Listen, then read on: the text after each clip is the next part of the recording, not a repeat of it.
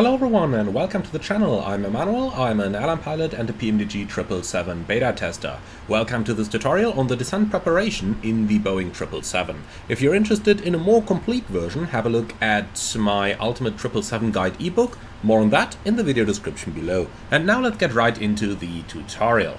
So we are currently about 200 nautical miles out from the top of descent, and on long-haul flights you really try to start your descent preparation as early as possible, so that you have just as much time available as you need. Often long-haul destinations are highly complex airports with different arrival structures, where traffic might be factors and where the ground layout might be complicated, so you really want to take as much time as possible. Now, to start the arrival preparation, we first of all get the situational awareness we need. So we want to check our aircraft status. We do that by pressing the recall button to recall any message that we might previously have cancelled.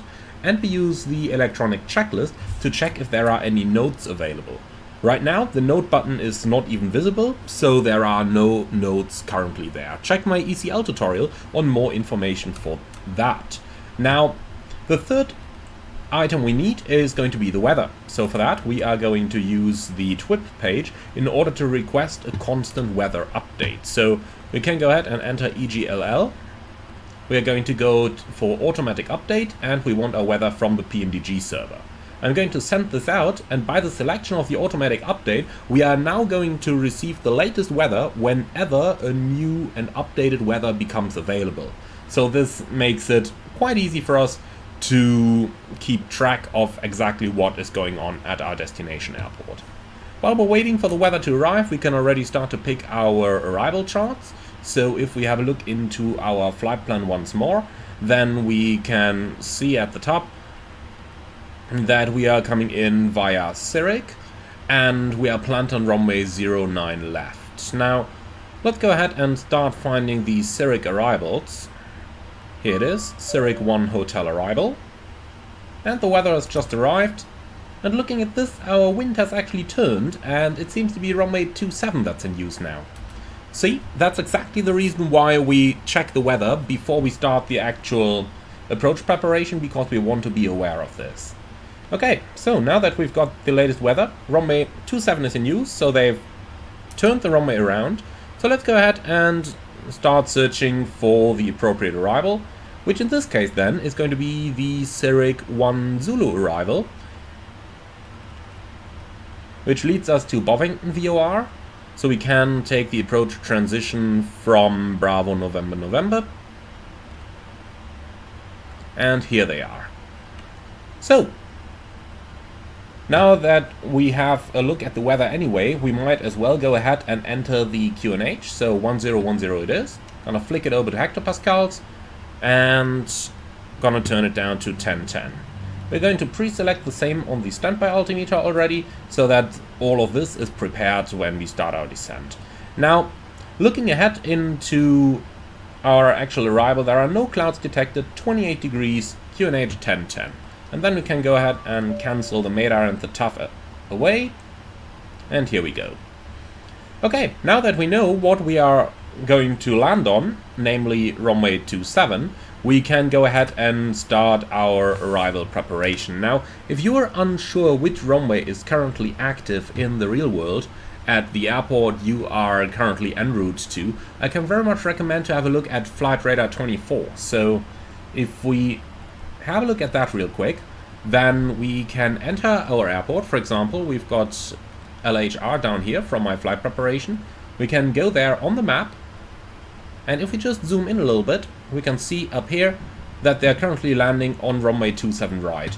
So that's my preferred method of finding out the current runway in use if I'm not flying on an online network. So now that we know it's 27 right, we can enter ILS 27 right. We've got the Zurich 1 Zulu then, I guess.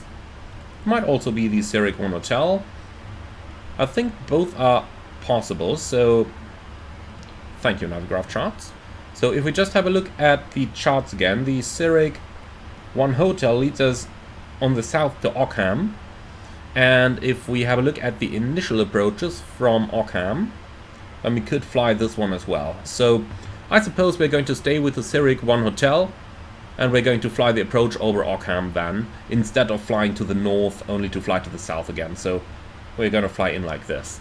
Okay, so Zurich 1 Hotel arrival it is, and with the approach transition from Ockham for an ILS approach onto runway 27 right, which we have up here.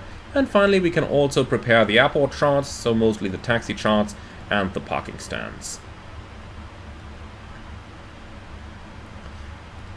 And just to be sure, we take the parking stands continued chart as well, as we might be parking here as well. So that's all our charts now prepared. Okay, so back to our FMC setup. Zurich 1 Hotel it is, and we are going to take the approach transition from Ockham, and now we can execute this. Now that we've got our route entered, let's go ahead and request the latest wind forecast. So we go into FMC.com, descent forecast, forecast request. And we also got to cross-check our transition level, which would be provided to us on the Asus. Today we can take flight level 75. So just something that is at least 1,500 feet higher than the transition altitude, since our QNH is less than 1013. Okay, we're going to load this in. And with that, our wind data is here. Next we go forward to the legs page, where we are going to cross-check the entire arrival. We can use the plan mode for that to make it a bit easier, and I'm going to bring our universal flight tablet right up here as well.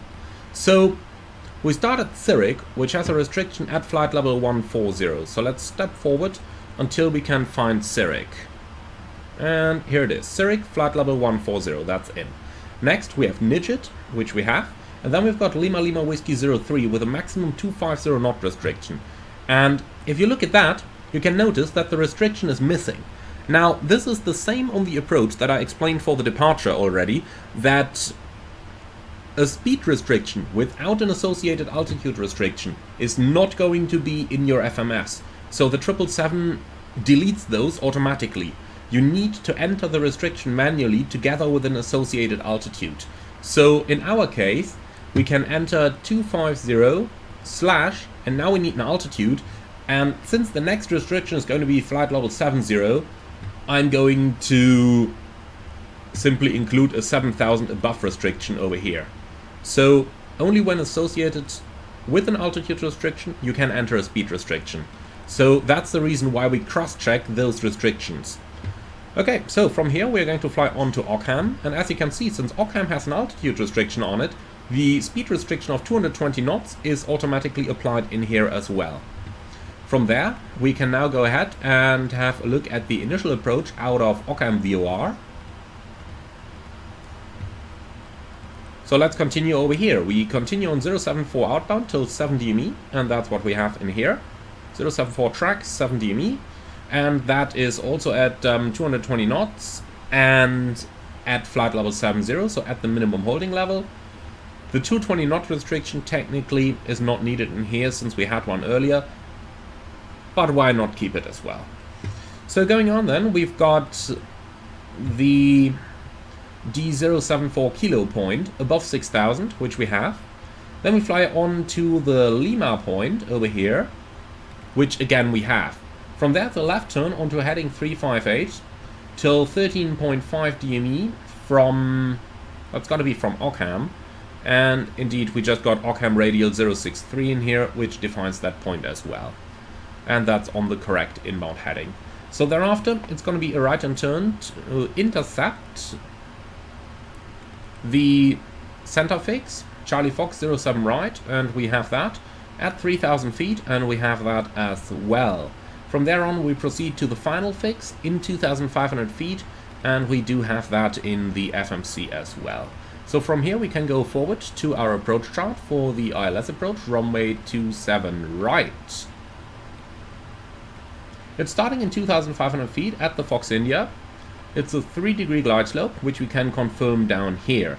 Now, in case I missed approach, climb straight ahead when passing 1,580 or 0 DME from the ILS, whichever is later, climbing right, turn right on track 316 to 3,000, then as directed. And indeed, we just go straight ahead to 1580, and then we have a right and turn 316, climb with 3000. so our route is checked to be completely correct. Now from here we can go on to the navigation radio page, and you can see that it has automatically tuned Occam VOR already, as that is part of our procedure. So Occam is already tuned. We can also check the ILS frequency 110.3 and the course, and that's 269, both confirmed against the chart. Now that our arrival is prepared, we go back to the route page, previous page, and we copy the active flight plan to the route 2, so that in here we have it available as well now. In case we mess up our routing at a later point, we can just activate route 2 and then have a flight plan available immediately again. Now that the route is copied, we go to the fix page and we are going to draw a ring around our departure airport for MSA awareness, so we can insert London Heathrow /25 nautical miles, and that draws the 25-mile ring that represents the MSA, as you can see up here. Again, this one's based on London VOR. Normally, if you just enter the airport, that makes things even easier, and they are usually more or less located at the same location anyway. So 2,200 is the highest MSA in our missed approach sector, so we can say that 3,000 keeps us safe all around. Next, we got to calculate our landing weight in order to calculate our landing speed, and we can do this over the progress page. So down here we can see our arrival fuel is 6,500 kilograms. Now our current fuel is exactly 10 tons, so we are going to use 3,500 kilos till our landing. Now if we go to the inner draft page, we can take the gross weight up here, we subtract 3,500 kilos, so that gives us 225.2, and if we enter this in here, now we get the correct flap settings for the associated expected landing weight. Now before we actually enter our landing weight, we gotta go to the performance tool and do our landing and route calculations. So in here we go on Heathrow 27 right. Let's bring up the weather again. Review, uplink, and here it is, Heathrow METAR. So that's 27 right. We take the full runway length, and it is a dry runway, since there is no rain in the forecast. Our landing weight has just been calculated at 225.2. In case we receive some shortcuts, I'm going to enter 226 tons. We'll keep the flap config on 30. However, be aware that 25 is also a permissible landing setting, so both can be used. Air conditioning on, anti-ice off, since no icing is expected. We are going to use idle reverse in order to reduce our noise emissions during the landing, and we'll have to play around with the auto brake setting. There is no non-normal checklist, and we are going to take a VREF addition of 5 knots. Now, VREF addition is the additional speed you fly on the approach on top of the approach speed. So Boeing defines the VREF addition as a minimum of 5 knots and the maximum of 15. Anything in between is decided on based on the current wind conditions. So you basically want half the steady headwind component and the full gust. So if we just assume for a second that we had 16 knots of direct headwind on the runway, then we would take a VREF addition of 8 knots. If we had the same 16 knots but gust 20, then we would also take those 8 knots from the steady wind plus the full 4 knots of the gusty wind, so 12 knots addition.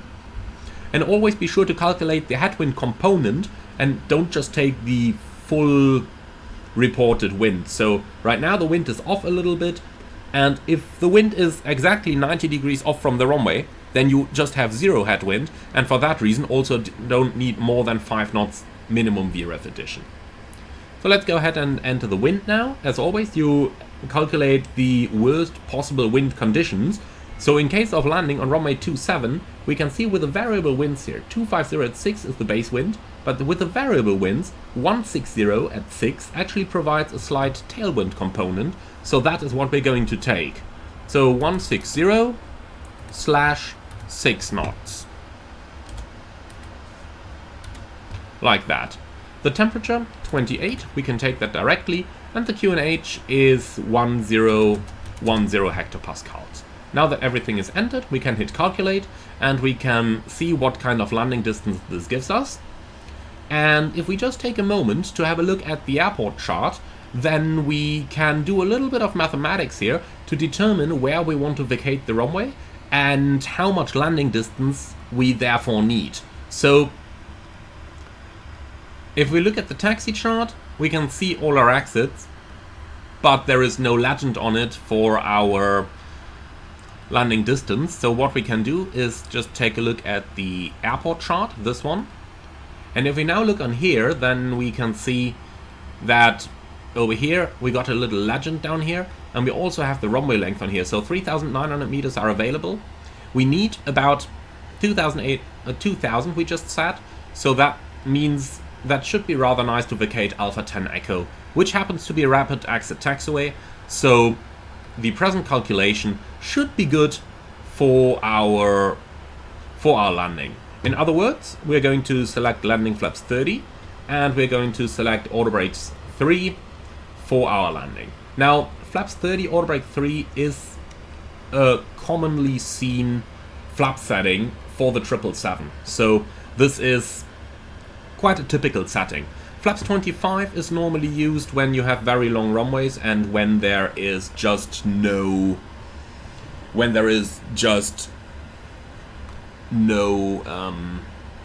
restrictions on reverse usage, because obviously you come in a little bit faster. That means you have a little bit more energy to dissipate, 7 knots of difference there. So both 25 and 30 are normal landing flap settings.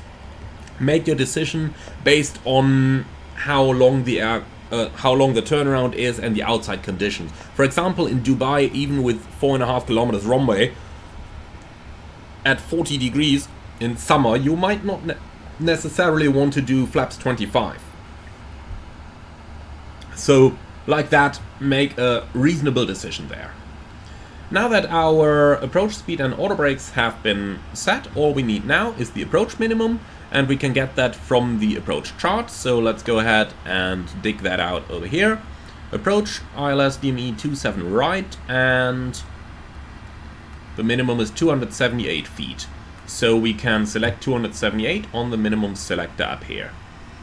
Now a little word on the minimums.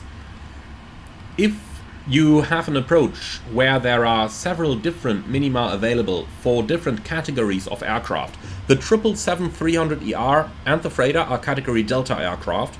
The 777-200LR and ER can vary depending on certification, but are normally category Charlie aircraft. So Cat Delta for the 300ER and the freighter, Cat Charlie for the 200LR and 200ER. However, with a little caveat that there might be some different certification at play. And this basically completes the setup of our approach. So now it would be time to conduct the approach briefing, but there will be a dedicated video on that.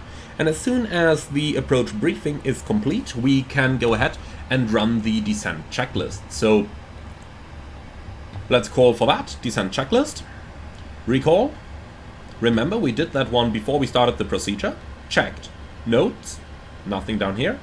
Checked. Auto brake. Level 3. Landing data. VREF 142. Minimums. Barometric 278. Set. Approach briefing completed. Descent checklist complete.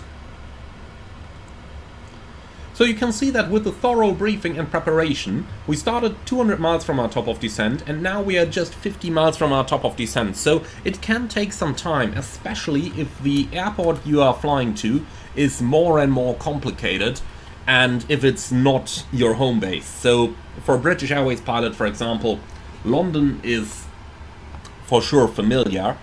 New York might be familiar just due to the enormous amount of flights they have, but Sydney may not be so familiar. So always take that into account when you are planning your approach preparation. You have lots of time on long haul, so it is quite common to start the preparation like 250, 300 miles out from the top of descent. So that's going to be it for this video. Thank you very much for watching, everyone. I hope that you learned something. Be sure to leave your feedback in the comments below, and if you're up for a written version that includes even more details than I included in this video, check out my Ultimate 777 Guide ebook. More on that in the video description below. Thank you very much for watching, and I'm looking forward to see you all again on the next one. In the meantime, be sure to like, comment and subscribe, and if you really love what I'm doing, I would appreciate a small donation through the Buy Me Coffee link in the video description below. Thank you for watching, and see you all again on the next one.